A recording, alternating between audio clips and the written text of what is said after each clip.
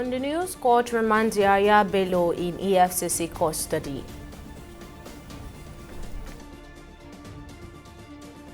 And there was uproar in Senate plenary over controversial tax reform bills. And House of Rep passes medium-term expenditure framework and fiscal strategy paper for 2025 to 2027, pegs dollar at 1,400. Many thanks for joining us on the news on TV360 Nigeria. I'm Tamilore Akinkolie. A Federal Capital Territory High Court has ordered the remand of Yahaya Bello, the former governor of Kogi State, in the custody of the Economic and Financial Crimes Commission (EFCC).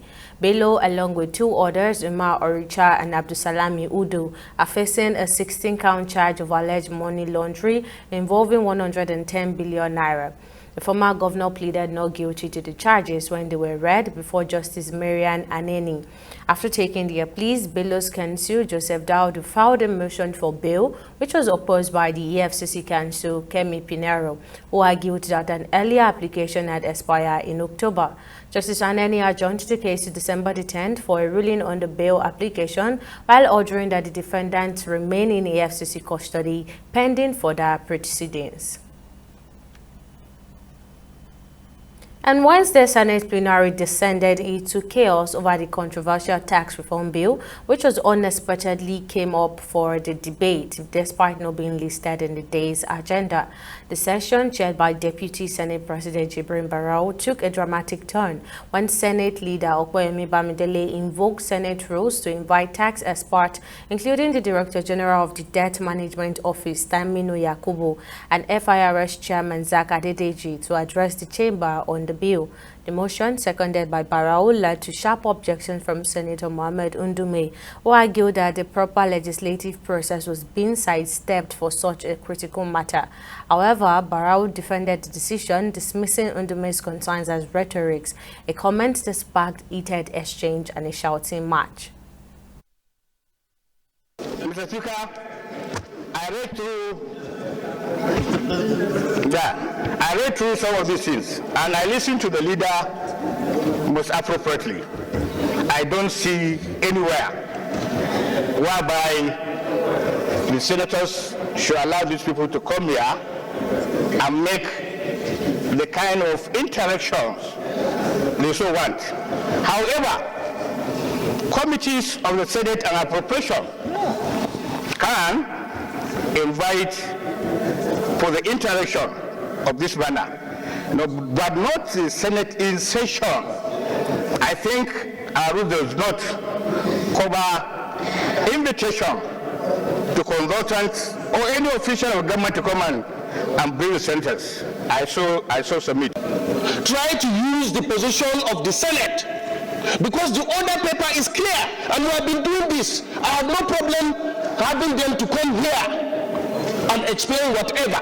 We have been doing that, but we follow known procedures. And that is, if today this thing has to be taken, you now quickly ask for supplementary order paper that will reflect this. And as you say, this is a very, very important matter. It is not a matter that you just come and tell us after we are doing business of the day. Mr. President, you can have your way, but I will have my say. Clamoring for openness in this arrangement. We want to be open. We want Nigerians to know, we want everybody to know what's wrong here. We are trying to make everything open, live. Let everybody listen. The chairman of is here. And why are you saying you don't want that to be done? This is wrong.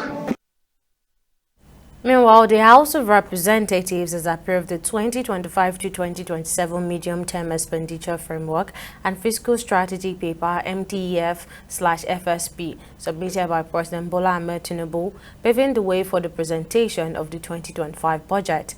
Key parameters approved include an exchange rate of 1,400 naira to a dollar, oil production of 2.06 million barrels per day, and a crude oil benchmark of $75 per barrel.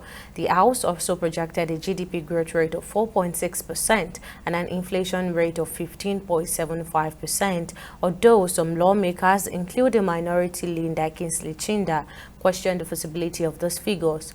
The House also called for investigations into reports alleging financial discrepancies involving NNPC Limited. A government that celebrates exchange rate gains is a failure. So when you see this projection of 1,400 as against where we are now 1,700, this government has already gained 300 naira, which they are going to share at FAC. How do we solve this problem? If you say, let's push it upwards, you're also alluding to the fact that the dollar can no longer come below that. Honorable colleagues, my opinion to this is that let us be realistic. Exchange gain can no longer be celebrated in this country. We are expecting growth. And when we grow, we have more money in the kitchen.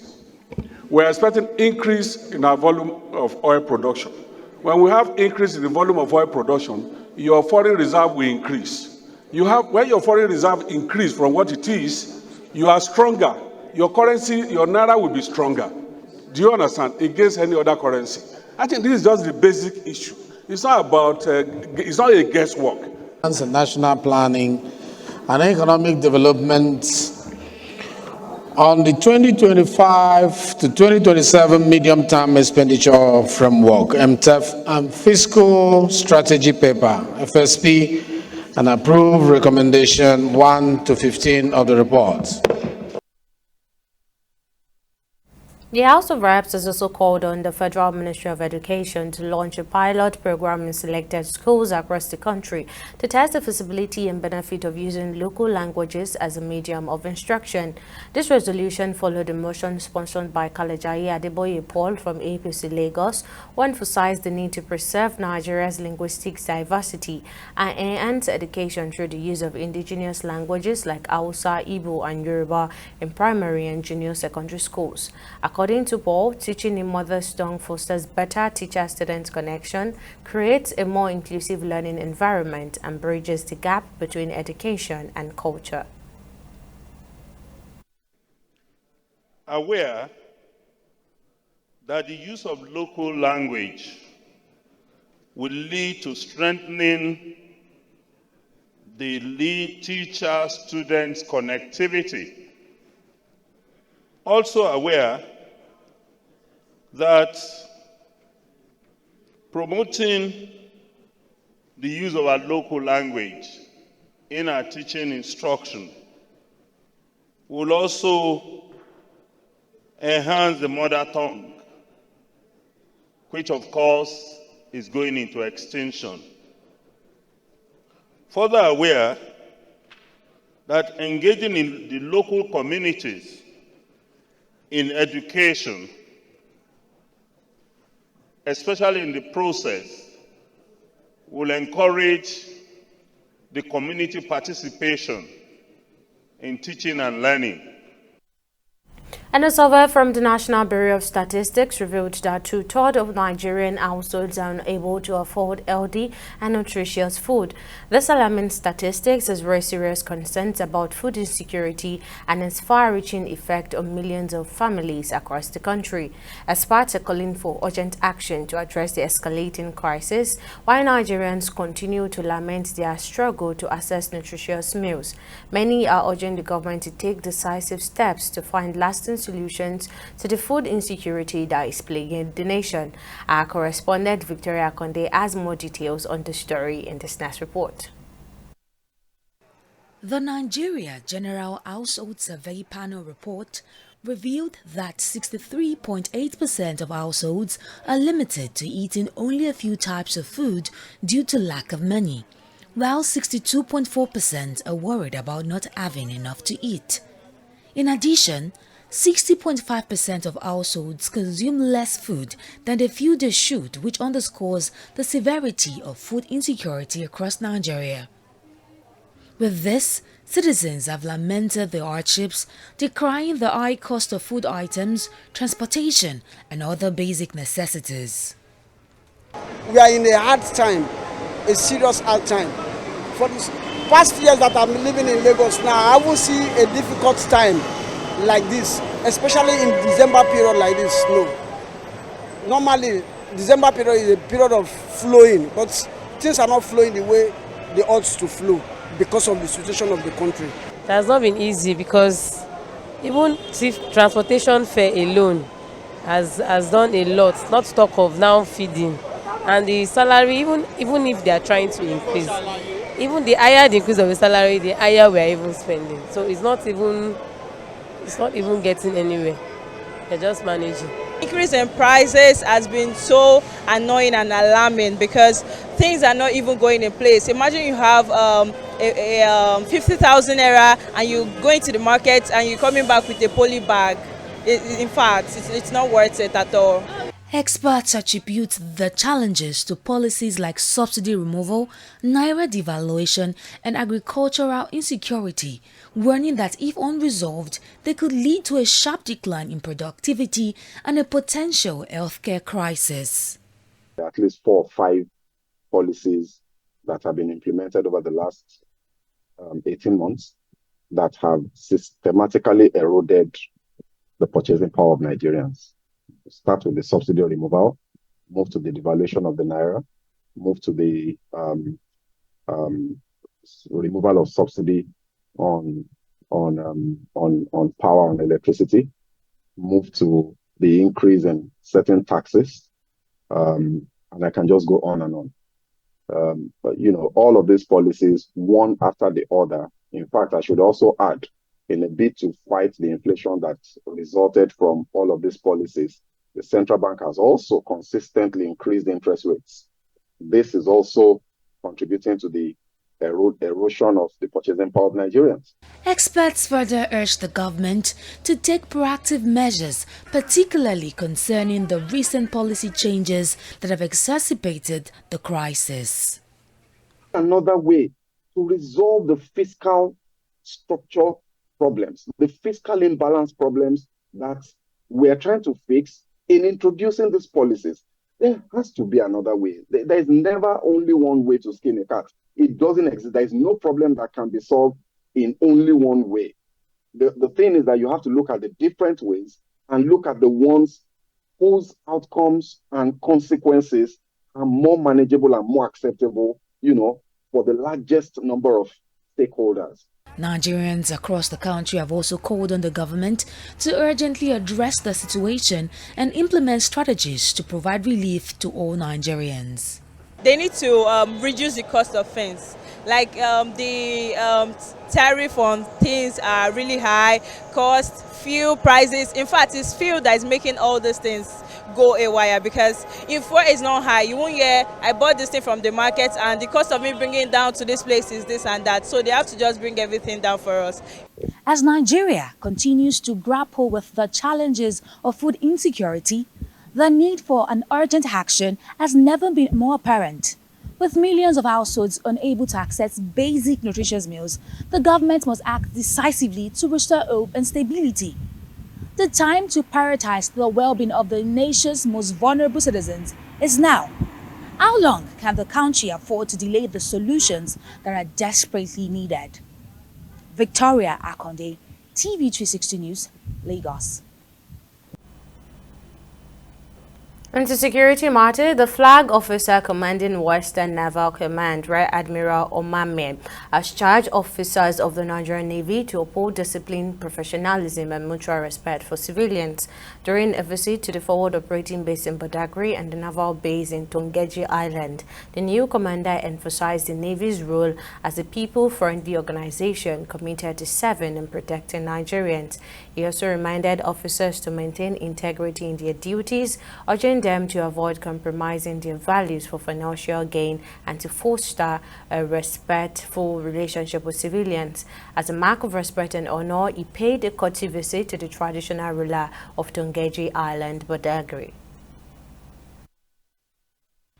Familiarize myself with what they are doing and also listen to them, because there's always room for improvement. I think FOB Badagry and our new unit in Tongeji Island that is still under development, they are doing well. And what we'll do is to just encourage them as usual. So the visit is giving me enough information about the activities and see where we can support these units. So far, I'm very impressed. The FOB Badagry has been up and doing. They've been assisting in anti-illegal smuggling, helping the custom, even human trafficking.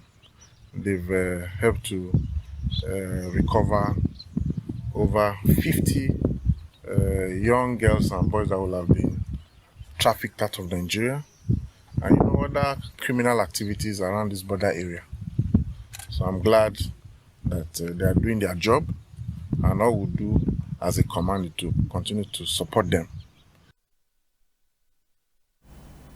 We'll go on a short break here, but still to come, thousands return home to South Lebanon as Israel-Hezbollah ceasefire takes effect for 60 days.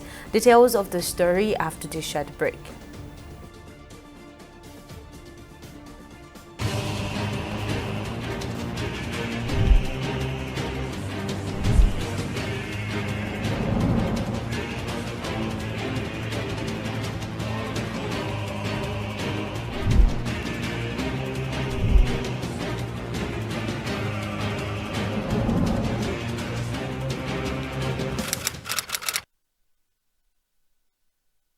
In the last 3 years, we have built a multi-purpose center, which is the envy of all in our constituency. And I can tell you that the people who are living there are already enjoying it. Guy, do you think what this man just said is true? See, I seriously doubt. I'm sure it's one of those their silly lies. Wait, do you know there's a way to find out if these things he's saying is true or not? This is the Construct app. It gives people like us a sure way to track implementation of constituency projects. It gives valid and verified information on location of projects, amounts allocated, amount funded, the level of job done, and even the profiles of concerned legislators. You and I can post directly on this app. Are you serious? This is the Go-To app if you want to know how our Commonwealth is being expanded by the government. Wow. Let's even see if what this man said is true. Show me. The Construct app is developed by Other People Nigeria with support from USAID and is available on both Google Play Store and Apple Store. And it's true. Of course, I told you. Welcome back. Now, here's a quick recap of our top stories. A Federal Capital Territory High Court has ordered the remand of former Kogi State Governor Yahaya Bello, along with two co-defendants, Umar Uricha and Abdusalam Udu, in the custody of the Economic and Financial Crimes Commission, EFCC. They are facing a 60-count charge of alleged money laundering involving 110 billion naira. Bello pleaded not guilty to the charges, and his counsel filed a bail motion, which was opposed by the EFCC. The court adjourned the case to December the 10th for a ruling on the bail application and ordered the defendants to remain in EFCC custody until then. We also informed you that the House of Representatives has approved the 2025/2027 medium-term expenditure framework and fiscal strategy paper submitted by President Bola Ahmed Tinubu, clearing the way for the 2025 budget presentation. The approved parameters include an exchange rate of 1,400 naira to the dollar, oil production of 2.06 million barrels per day, and a crude oil benchmark of $75 per barrel. The House also projected a GDP growth rate of 4.6% and an inflation rate of 15.75%, though some lawmakers raised concerns about the accuracy of those figures. Now, in case you missed any of the news bulletin or for more updates, you can catch us on Lime's World TV and AVO TV, or log on to our website on www.tv360nigeria.com. You can also follow us on our social media platforms on Twitter, Instagram, and YouTube at TV360 Nigeria, or download our mobile app on Google Play Store, Huawei App Gallery, and Apple Store. On Facebook, we are TV360 Online.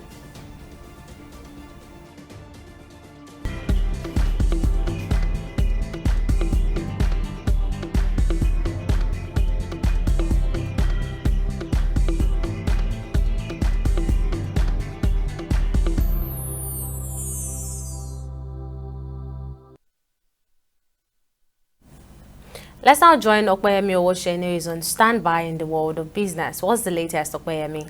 Well, Tamil, the House of Representatives has urged the Nigerian government to provide scientific verifiable data on the housing deficit and improve access to affordable housing in the country. This decision was taken during Tuesday's plenary after adopting a motion on provision of affordable housing in Nigeria, sponsored by the member representing Akwa Ibom State, Emmanuel Ukong Edo. Following the motion's adoption, the House, presided over by Speaker Tajuddin Abbas, mandated his Committee on Housing and Habitat to liaise with the Federal Ministry of Housing and Urban Development to address the lack of credible, scientific and verifiable data on the state of housing in the country and ensure access to decent and affordable housing. Worried that Nigeria is among the top 10 countries with homeless populations, leading with 24 million, followed by Pakistan, Egypt, Syria and Congo. Also worried that Nigeria relies on the World Bank report for housing data, as well as a market that works efficiently and provides decent shelter for its citizens. Cognizant that for a nation to grow, achieve peace and enjoy stability, there's a need to have a housing data as well as market that works efficiently and provides decent shelter for its citizens. Also cognizant that in December 2023, the Federal Ministry of Housing and Urban Development awarded 3,500 units to Renewed Hope cities in selected states in the country, resolves to mandate the Committee on Housing and Habitat to liaise with the Federal Ministry of Housing and Urban Development to fix the lack of credible, scientific and verifiable data on the state of housing in the country and ensure access to decent and affordable.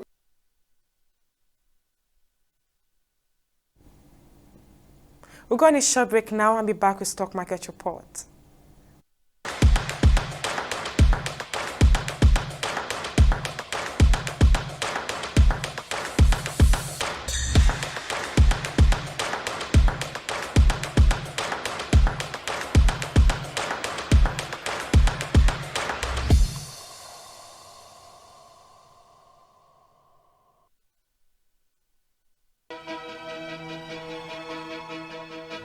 Opinions are free, facts are sacred, but truth is universal.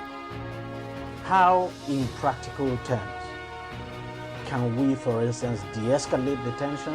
When you go into public office, you must be ready to answer to the people. We know where the enemy is. 3 places, the Lake Chad Basin, the border area between Nigeria and Cameroon, and then the Sambisa Forest. On Digi 360, we give you a complete dose of everything. Opinion, facts and undiluted truth. I hardly believe what politicians are saying in this part of the world. A new Nigeria is possible, a future is possible. We delve into the issues, dissect it so that you can understand it, use it to take action.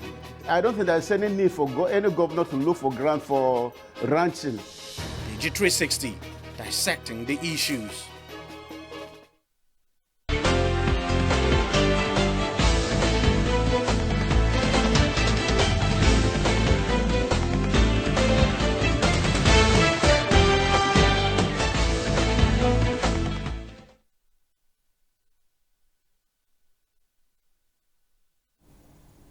Welcome back. Now, despite the win recorded on the second weekday of trading, the Nigerian market slipped back into the bears on the third weekday of trading, reducing by 0.35%, with the market capitalization at 58.98 trillion naira.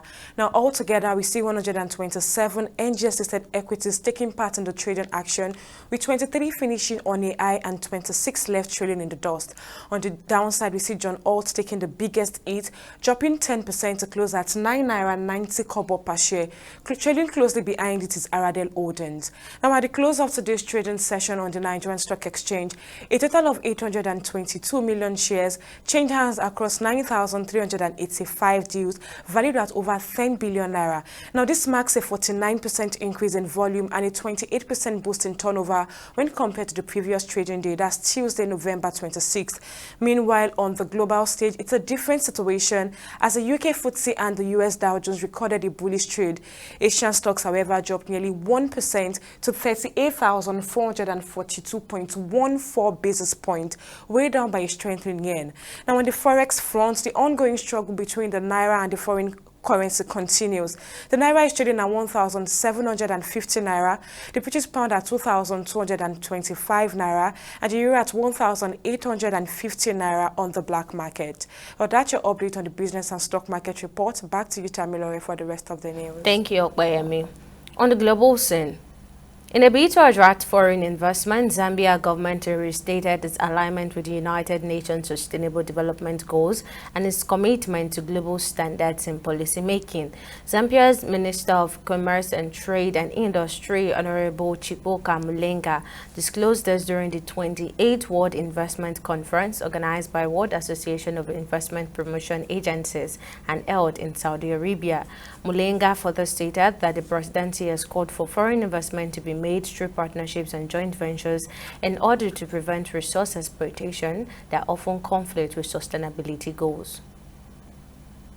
You know, we've learned our lessons, and to attract investment, we should align ourselves with what the world wants to achieve, because we are not an independent or an island. We need to work with everybody else. So to attract investment, we've aligned ourselves to the UN Strategic Development Goals. And if you may be aware, we are very much raw material or different primary material rich country, which many other different developed countries are using. So for us to attract investment from there, for them to come and uptake our materials and develop them into finished products, we have to be aligned to the UN Development Goals. And I think we've done that to make sure that we have got clean energy production, no child labor is involved, the policies are stable and certain and very predictable by the developing and developed economies. So I think even certainty and commitment to the global standards is something that we have done to attract investment. Thousands of Lebanese civilians are returning to their destroyed homes hours after a ceasefire between Israel and Hezbollah came into effect. The U.S. brokered ceasefire to end 13 months of fighting began at 4 p.m. local time and so far appears to be holding. Meanwhile, traffic jams lines the main highway out of the city as families return to their homes in the south. And finally, on sports, the Super Falcons of Nigeria started arriving in Angers, France, ahead of their highly anticipated international friendly match against the French women's national team, Les Bleus, on Saturday. According to reports, the team has already played 2 friendly matches against Algeria's Green Ladies, winning 2-0 and 4-1. And Saturday's match will provide another chance for them to gain valuable experience and build momentum ahead of the WAFCON. The match against Les Bleus is scheduled to kick off at 9:30 French time, which is also the same time in Nigeria. The Super Falcons will be looking to make a strong impression against one of the top teams in the world. A good performance will be a significant boost to their confidence ahead of the 13th Women's African Cup of Nations in Morocco next summer. The Still on Sport, the Football Association FA of England has launched an investigation into troubling allegations surrounding referee David Cote, who is accused of discussing the possibility of booking a player the day before a match. The 42-year-old has expressed his commitment to officiating with integrity, firmly denying the allegations. The Professional Games Match Officials Limited, the governing body for referee in English football, has emphasized the need to clarify the details, adding that the board is prepared to take suitable action if any misconduct is confirmed. And that wraps up our bulletin on news now. Many thanks for watching. See you again next time.